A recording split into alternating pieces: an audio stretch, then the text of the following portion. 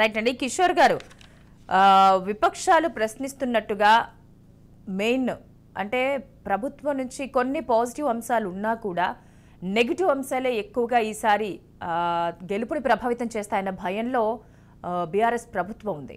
ఈ నేపథ్యంలో ఏవైతే ప్రతిపక్షాలు కానీ ప్రజలు కానీ పాయింట్అవుట్ చేస్తున్న నిరుద్యోగ సమస్య ఏదైతే ఉందో, నిన్న దానికి సంబంధించి కేటీఆర్ కూడా వెబ్సైట్ విడుదల చేశారు.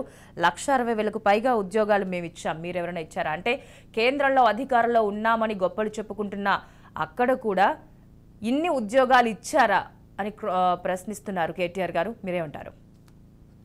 ముందుగా మీకు, అట్లాగే కళ్యాణ్ గారికి, ఇతర ప్యానలిస్టులకి అందరికీ నమస్కారం అండి. రాజ్ టీవీ ప్రేక్షకులకు శుభోదయం. ఉద్యోగాల విషయమే కాదు, మీరు పాజిటివ్ నెగిటివ్ అని చెప్పారు. ఎప్పుడైనా ఎలక్షన్లు ప్రభుత్వంలో ఉన్న వారికి ఒక రిపోర్ట్ కార్డ్ బేసిస్ మీద, అంటే ప్రభుత్వంలో వారు ఉన్నప్పుడు 5 సంవత్సరాలే కానివ్వండి, 10 సంవత్సరాలే కానివ్వండి, ఎన్నెన్న సంవత్సరాలు కానివ్వండి, వారు ఏం చెప్పారు, ఏం చేశారు అన్న దాని మీద తప్పనిసరిగా చర్చ అయితే ఉంటుంది. ప్రభుత్వంలో ఉన్నవారైతే ఆ విధంగా వెళ్లాల్సి వస్తుంది.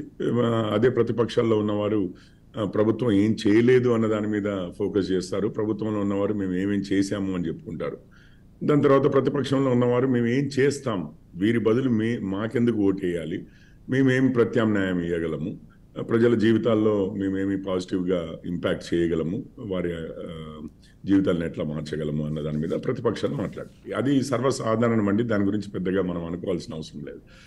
అది బాధ్యతలు కూడా ఇద్దరివి ప్రజాస్వామ్యంలో అధికారంలో ఉన్నవారు, వారు అధికారం ఇస్తే వారు ఏం చేశారని చెప్పడం వారి బాధ్యత.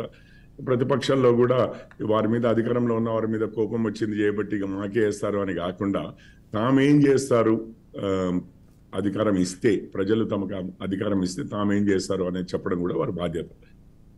ఇప్పుడు మీరు ఉద్యోగాల గురించి అన్నారు.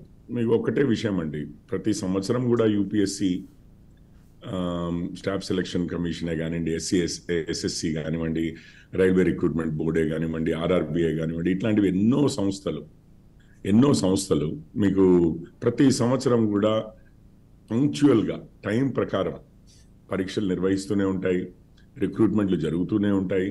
ఇవన్నీ జరుగుతున్న ప్రక్రియ. గత 10 సంవత్సరాల్లో కూడా, మోడీ గారు వచ్చిన తర్వాత 9.5 సంవత్సరాల్లో కూడా ఇదే జరిగింది. అంతకుముందు అయినా జరిగింది, ఇప్పుడైనా జరిగింది. దానికి అదనంగా రోజ్గార్ మేళా అని లాస్ట్ అక్టోబర్లో మొదలుపెట్టారు. లాస్ట్ అక్టోబర్లోనో ఆగస్టులో. ఇప్పటికి 8 లక్షల మందిని వివిధ శాఖల్లో, వివిధ మంత్రిత్వ శాఖల్లో, ఇది పారామిలిటరీ ఆర్గనైజేషన్స్లో, అంటే సిఐఎస్ఎఫ్, బార్డర్ సెక్యూరిటీ ఫోర్స్, ఇట్లాంటివే కానివ్వండి, అట్లాంటి వాటిల్లో చాలా వాటిలలో రిక్రూట్మెంట్స్ జరిగాయి. 8 లక్షలు, 10 లక్షలు గోల్ అండి. ఇంకో 2 నెలల్లో ఆ 2 లక్షలు కూడా పూర్తయి 10 లక్షలు, దాదాపు నెలకొక 55,000 మందిని రిక్రూట్ చేస్తూ వస్తున్నారు కదా 15 నెలల నుంచి.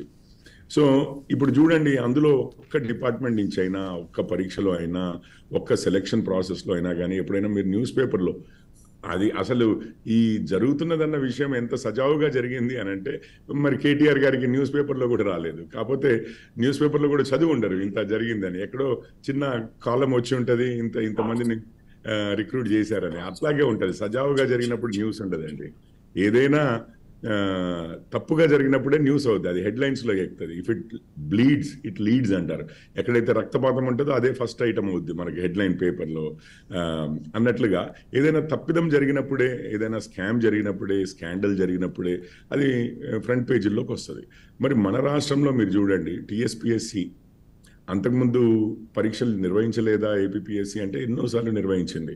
గ్రూప్ 1 పరీక్షలే కానివ్వండి, ఇతరత్ర పరీక్షలే కానివ్వండి, గ్రూప్ 2 ఇట్లాంటివే కానివ్వండి, అవన్నీ ఎప్పటి నుంచో చేస్తున్నాం. ఇదేమి కొత్త నా విషయము అని అంటే అది కాదు. ఎంసెట్ పరీక్షలు ఏమైనా కొత్తగా ఇప్పుడే నిర్వహిస్తున్నామా, అంతకుముందు లేదా అంటే అది కాదు.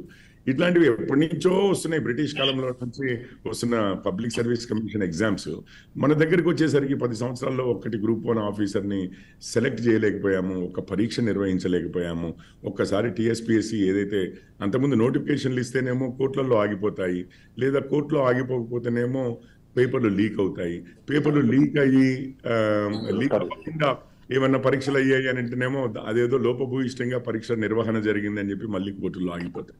ఈ విచిత్రం ఎన్నడూ జరగలేదండి తెలంగాణలోనే కానివ్వండి, అంతకుముందు ఉమ్మడి ఆంధ్రప్రదేశ్లోనే కానివ్వండి. ఈ విచిత్రంగా ఇంత వింతగా అసలు ఒక రాష్ట్ర ప్రభుత్వం పరీక్షలే నిర్వహించలేని పరిస్థితి, రిక్రూట్మెంట్సే చేయలేని, నియామకాలే చేయలేని పరిస్థితి అంటూ ఏమీ లేదు.